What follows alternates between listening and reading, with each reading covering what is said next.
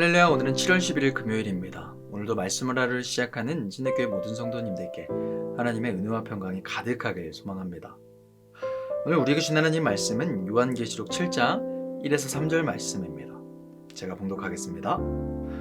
이일 후에 내가 내 천사가 땅 네 모퉁이에 선 것을 보니 땅의 사방에 바람을 붙잡아 바람으로 하여금 땅에나 바다에나 각종 나무에 불지 못하게 하더라.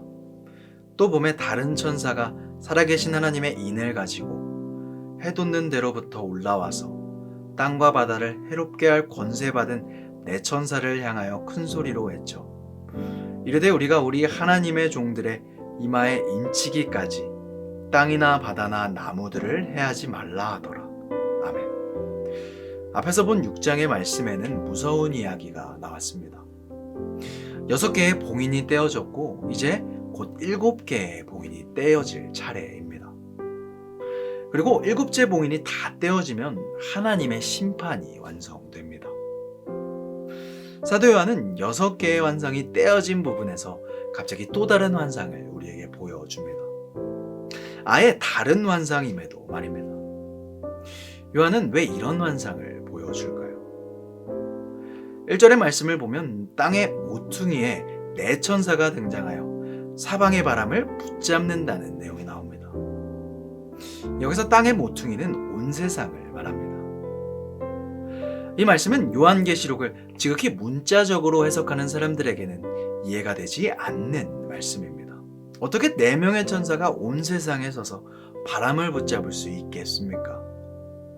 하나님의 천사는 지구보다 크다고 볼 수 있으니 그렇게 받아들여야 할까요? 이런 식의 접근은 요한계시록을 이해하는 올바른 접근법이 아닙니다. 여기서 네 천사가 온 세상의 바람을 붙잡는 행동은 일종의 묵시문학적 양식으로 자연이 천사의 통제 아래에 있다는 것을 의미합니다. 온 세상이 하나님의 손 아래에 있다고 말하는 것이죠.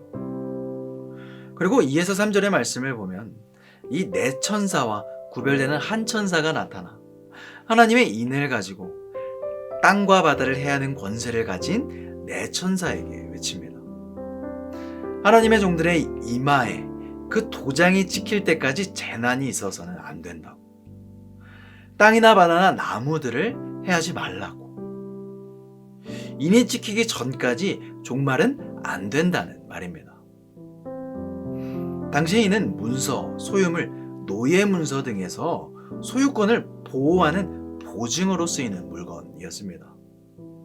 그러므로 이는 심판의 권능을 부여받은 천사의 파괴에서 하나님의 백성들을 보호하려는 그런 의도로 사용된 것입니다. 이처럼 인을 사용하는 모습은 에스겔서에도 나타납니다. 에스겔 9장에는 예루살렘이 바벨론 제국에 완전히 넘어가기 직전 백성들의 극심한 우상 숭배로 인해 슬퍼하고 신음했던 사람들의 이마에 표를 그려놓아 그들을 구원했던 이야기가 나옵니다. 이처럼 계시록 7장에서 하나님의 인을 받는 사람들은 에스겔서의 인을 받았던 사람들처럼 하나님 앞에 신실한 사람들이었습니다. 그리고 그 신실한 사람들이 모두 인침을 받을 때까지 하나님의 재앙은 연기될 것이라는 말씀이 이 7장의 말씀인 겁니다. 물론 인침을 받은 자들도 세상에서 육체와 마귀에 의해 시련을 겪을 수는 있지만 그렇다고 그들이 하나님의 진노를 경험하진 않는다는 말씀입니다. 그럼 다시 처음 질문으로 돌아가서 요한은 왜 심판의 말씀을 전하던 중에 6개의 봉인이 떨어지고 마지막 7개의 봉인만 남았을 때 이 이야기를 전해줬을까요? 그 이유는 1세기 말에 이 글을 읽는 그리스도인들이 극심한 환난을 당했기 때문입니다. 당시의 황제는 도미티아누스라고 하는 황제였습니다. 그리고 도미티아누스를 칭하는 다른 별명은 기독교 최대 박해자입니다. 말할 수 없는 고문과 치욕, 가족들의 목숨을 종이 인형 취급하는 로마의 핍박에 당시의 그리스도인들은 빠른 종말을 원했을 겁니다. 빨리 어린 양이 7봉인을 다 떼고 마지막 날이 오길 원했던 것이죠. 그래서 요한은 설명하고 설득하고 위로하고 있는 것입니다.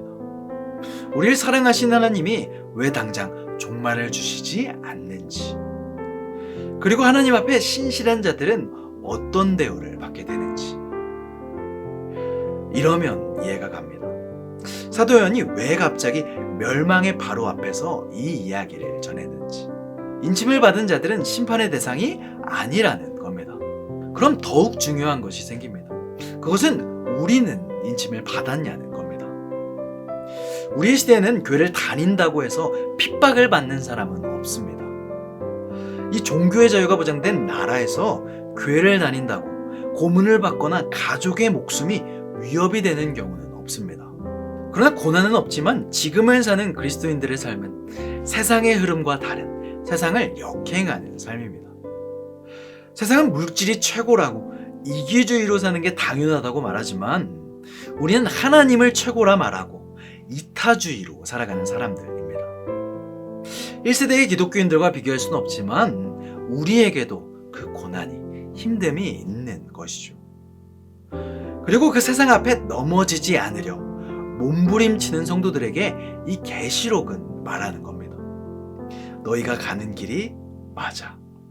너희가 가는 길이 오라라고. 그 길이 바로 인침받은 자의 고난받는 삶이며 하나님께서 너희를 기다리시기 때문에 그 많은 순교자들이 원함에도 심판을 늦추신 것이라고.